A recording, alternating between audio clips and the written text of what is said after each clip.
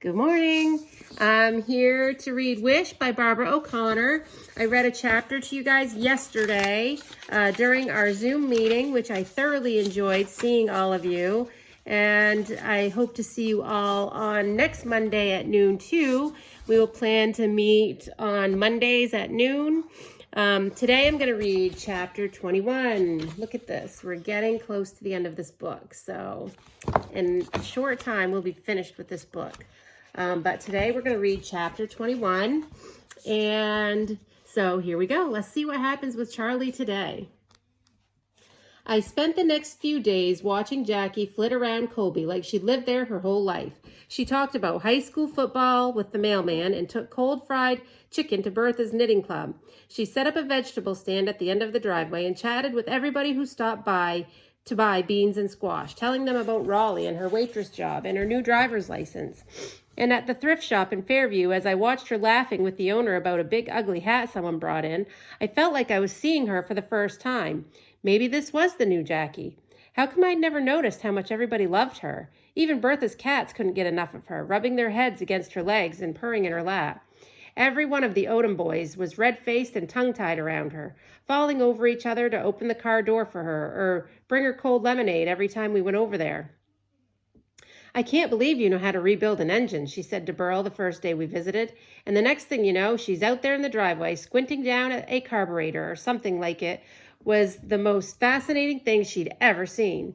Every now and then, she flipped her hair over her shoulder, and I thought Burl was going to melt into a puddle right there in the gravel driveway. Miss Odom brought powdered sugar donuts out on the porch, and we sat around and listened to Jackie tell Waffle House stories. And one time, she said, this old lady came in a limo driven by a chauffeur. She brushed powdered sugar off her lap. Can you imagine going to the Waffle House in a chauffeur-driven limo? Everybody agreed they couldn't imagine that. But she left me a $20 tip for a $4 waffle, so I'm not complaining, Jackie said. Howard and Dwight bugged their eyes out and said, wow. She told us how she and other waitresses called at the Waffle House, and the boys all hooted and hollered like that was the funniest thing they'd ever heard. Then she told everybody about Raleigh, how big it is, and all the malls and tanning salons, and even an indoor miniature golf course.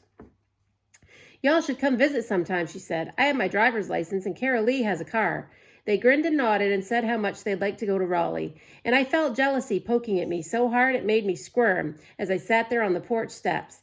Late that afternoon, me and Howard took Jackie down to the creek with Wishbone, and she didn't waste a minute taking her shoes off and wading into the cold mountain water, her laughter echoing through the trees. She answered all Howard's nosy questions without a single eye roll and acted like she hung out with up-down boys every day of her life. What's it like when you visit your daddy in jail, he said. I liked to died when he asked that, but Jackie wasn't one bit bothered. Not as cool as it looks on TV, I can tell you that, she said. We just sit at a table and talk about school and stuff, and he tells me how bad the food is there and how the first thing he's going to do when he gets out is eat about 14 hamburgers. I wanted to ask her if they ever talked about me, but I was scared the answer would be no, and I would look like a loser in front of Howard. I started to remind him that Scrappy is in a correctional facility, not a jail, but he and Jackie had already moved on to talking about that Bible detective game at Sunday school. I bet Charlie's terrible at that game, she said, giving me a poke. Reading the Bible was not exactly a popular activity at our house, right, Charlie? She poked me again. That night, Miss Odom invited me and Jackie to have supper with them. Burl and Lenny brought aluminum lawn chairs from the yard for us and nearly knocked over each other trying to sit next to Jackie. She helped Miss Odom put plates of ham and bowls of coleslaw and baked beans on the table and didn't even blink an eye when everyone held hands and Dwight said the blessing and thanked the Lord for baked beans and new friends. I swear I felt invisible while everybody jibber-jabbered at the table. Jackie told them about being a majorette in 10th grade and marching in the Memorial Day parade in the rain.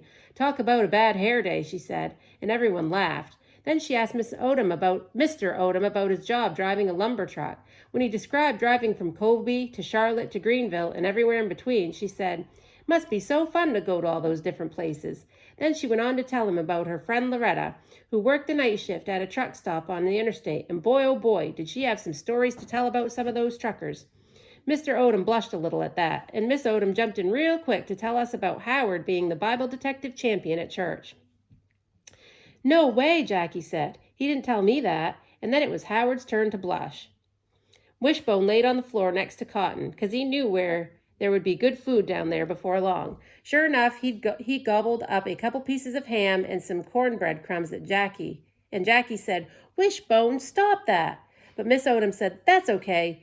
Shoot, helps me keep the floor clean." Jackie laughed her sparkly laugh, and in that very minute, I wanted to be her. I wanted her easy way of making people love her. I wanted her knack for seeing the good in things. I even wanted her shiny black hair with blue streaks. But no matter how bad I wanted it, I was still going to be just plain old me. So there is chapter 21. Tomorrow we'll read chapter 22. Charlie is struggling with the idea that Jackie is there to visit. She wanted Jackie to come visit, but now she's kind of struggling with her own identity, thinking, gee, I wish I was more like Jackie. Jackie makes friends easily. Everybody loves her. But what Charlie, I hope, will come to realize is that everyone loves her too. It's just different when you're looking at it from a different perspective or from someone else's point of view, because everyone loves Charlie too. So we'll have to wait and see what happens tomorrow for chapter 22. And until then, I miss you guys. And thank you for joining and watching all these videos. I appreciate the hard work you guys are all doing. Keep up the good work. Please continue to reach out if you need me for anything. I can help you with your login passwords. If you need homework help, I will help you the best I can. I don't mind doing that at all. I can, even if you need a one-on-one video chat, I'm fine with that. As I said, just if you need anything, please go ahead and reach out to me. I'm here to help. We may not be at school, but we're still having school, and I'm still here for you. Okay? So have a great day and stay warm, and I will see you all tomorrow for our animal of the day. Bye.